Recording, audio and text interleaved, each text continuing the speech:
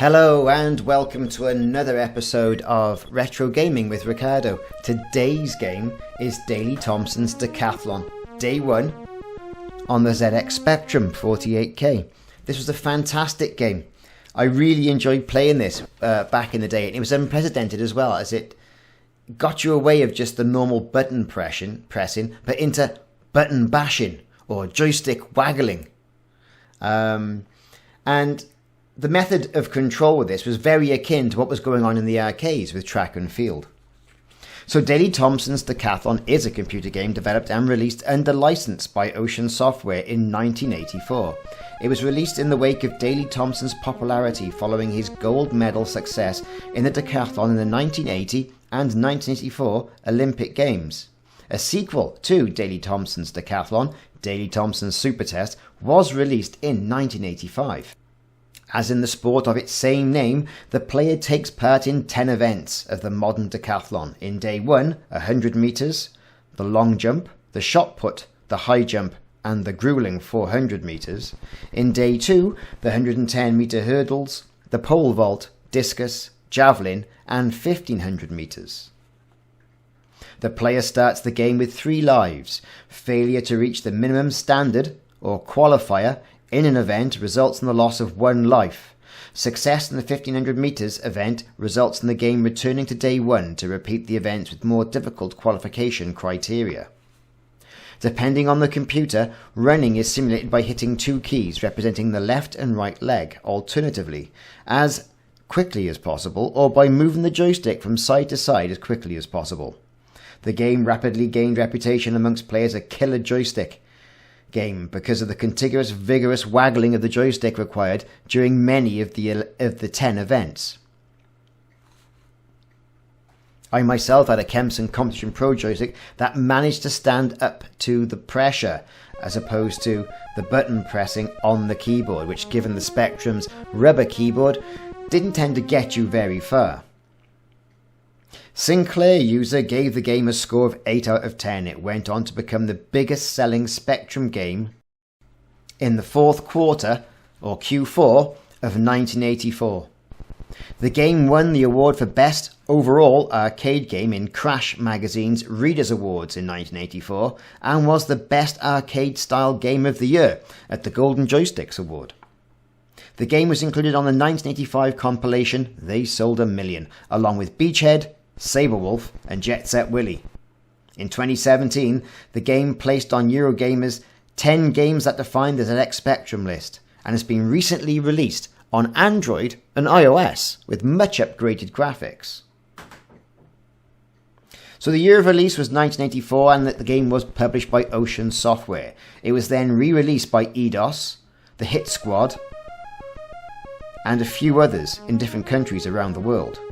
The authors were Paul Owens, Christine F. Urquhart and F. David Thorpe.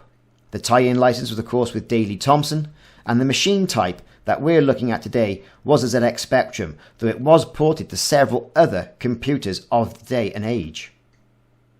It was a single-player game, and controls involved the Kempson joystick, the interface 2, the cursor, and you could also redefine the keys on the keyboard. Now, way back in 1984, a game as this would have originally cost you £6.90, though when it was available on budget price, it came down considerably to £2.99.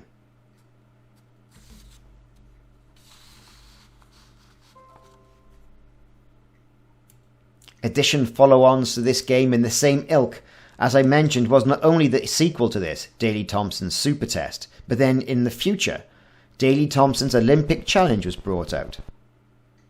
As mentioned, this game was also available on the Amstrad CPC and Commodore 64. Now, in my opinion, one of the hardest events to do was indeed the high jump, and I was quite impressed that I'd managed to get it on this occasion. Well, 2.25 metres means I have indeed qualified, and the crowd has gone wild. Some of the more grueling games have to be the sports simulations, International Track and Field on the PlayStation. Again, the other games in the same ilk as this, the Daley Thompson games. Very much joystick intensive, should we say. Lots of joystick waggling. I can imagine an awful lot of teenagers and people of the day on their Spectrum, Commodore and Amstrad, it being perhaps the only sort of physical workout that they actually got.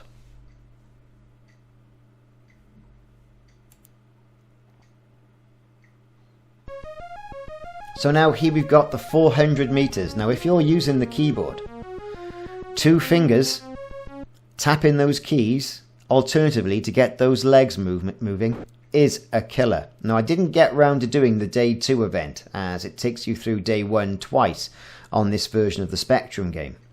However, if the 400 meters nearly killed me, I can guarantee you the 1500 meters really would.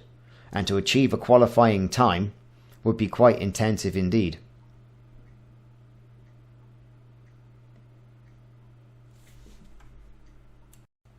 As you can see, here I am just over 300 meters in there now, and my fingers are tiring, though I probably will qualify. And there's the finisher line, and we're over 39.02 seconds.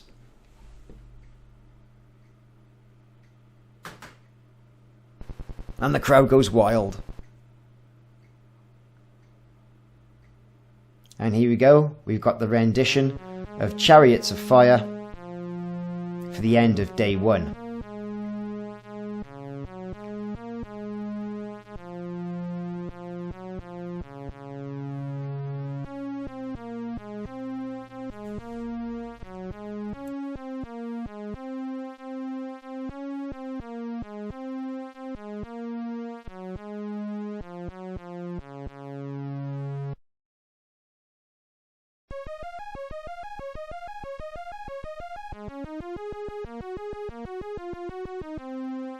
So the game then repeats day 1 before taking you on to day 2. So I'm going to be quiet now and let you sit back and enjoy the nostalgia, in the knowledge that I've worn my fingers now to the bone, but I haven't waggled any joysticks. I've been Ricardo and this has been Retro Gaming. This has been Daley Thompson's Decathlon, day 1. Please look out for more videos in the series, and I'll see you soon.